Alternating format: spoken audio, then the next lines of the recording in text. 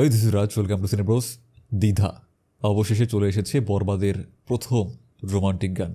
তো চলো দেখা যাক গানটা কেমন হয়েছে। Alright, let's go.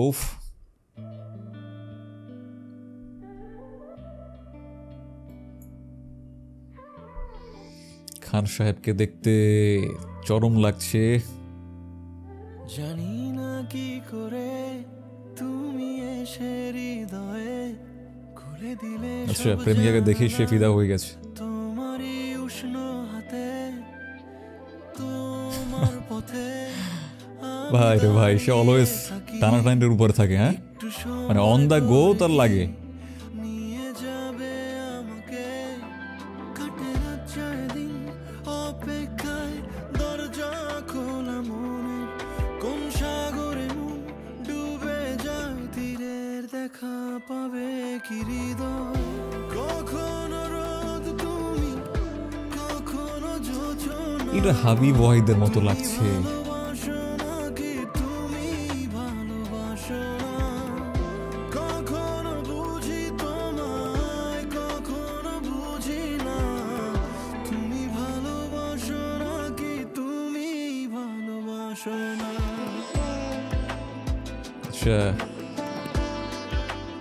সে কল্পনা করছে এগুলো। হ্যাঁ, ওকে।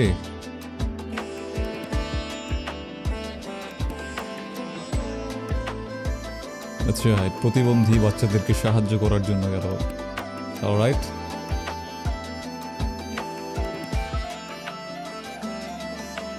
দ্বিধা ভুলে আসবে তুমি কবে, ধরবে দুটি হাত, সব অতীত আরে চকলেট আমার চলবে না। I want you. আশা নিয়ে বেঁচে রব দিন শেষে, সব সুখেরই ঠিকানা হবে আমাদের ঘরে। প্রত্যেকটা ড্রেসে খান সাহেবকে চখান লাগতেছে। খোলা মনে, কোন সাগরে মন ডুবে যায়, তীরের দেখা পাবে কি হৃদয়। কখনো তার হিউজ এডিকশন আছে রে ভাই, অলওয়েজ। ভালোবাসো নাকি তুমি ভালোবাসো না। কখনো বুঝি তোমায়, কখনো বুঝি না, তুমি ভালোবাসো নাকি তুমি ভালোবাসো না।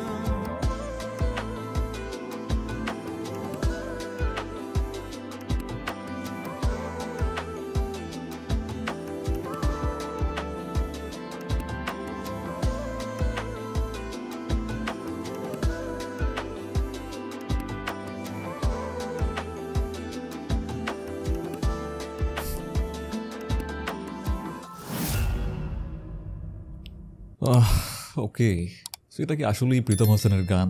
এই গানের ক্রেডিটে সব জায়গায় প্রীতম হাসানের নামই লেখা আছে, বাট আমার কেন জানি না মনে হচ্ছে, মানে অ্যাটলিস্ট গানের যে ভাইব সেখান থেকে মনে হচ্ছে যে হাবিব ওয়াহিদ কোনোভাবে এই গানের সাথে যুক্ত ছিল। আর এমনটাও হতে পারে যে as far as I know যে প্রীতম হাসান হাবিব ওয়াহিদের শিষ্য, তো এই জন্য তার গুরু থেকে ইন্সপিরেশন নিয়েই কি গানটা সে করেছে। বিকজ তার তো এখান সেখান থেকে ইন্সপিরেশন নেওয়া বা হালকা পাতলা সুর ঝেড়ে দেওয়ার একটা অভ্যাস রয়েছে। সো এমনটা হতেই পারে যে তার গুরুর থেকে ইন্সপিরেশন নিয়ে সেই গানটা করেছে। এনিওয়ে, তো গানটা খুব একটা যে আহামরি বিশাল কিছু হয়েছে এমন না, বাট কয়েকবার শুনলে পরপর তারপর আস্তে আস্তে একটু ভালো লাগতে শুরু করে। হ্যাঁ, একেবারে যে ওই একবার শোনার পরেই যে একেবারে রিপিটেডলি গানটাকে হ্যামারিং করতে থাকবো, শুনতে থাকবো, ওই লাগে উড়াধুরার মতো একেবারে ওটা চলবে, জাতীয় গান হয়ে যাবে, এমন কোনো কিছু এই গানের ক্ষেত্রে হবে না, এটা কনফার্ম। এটা খুবই ঠান্ডা একটা গান, আস্তে আস্তে শুনলে পরে, বেশ কয়েকবার শুনলে পরে কিছুটা ভালো লাগতে শুরু করে, দ্যাটস ইট।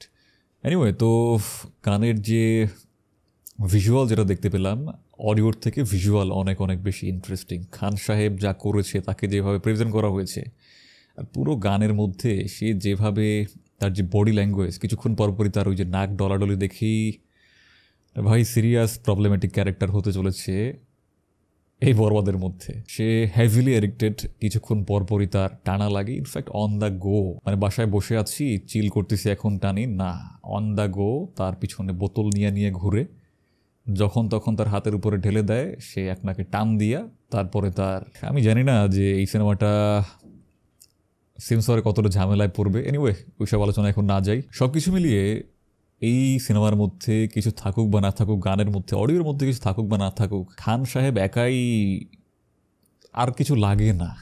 ওকে, সে যা দেখাচ্ছে তারপরে শুধুমাত্র তার জন্যই সিনেমা হলে যেতে ইচ্ছা করছে।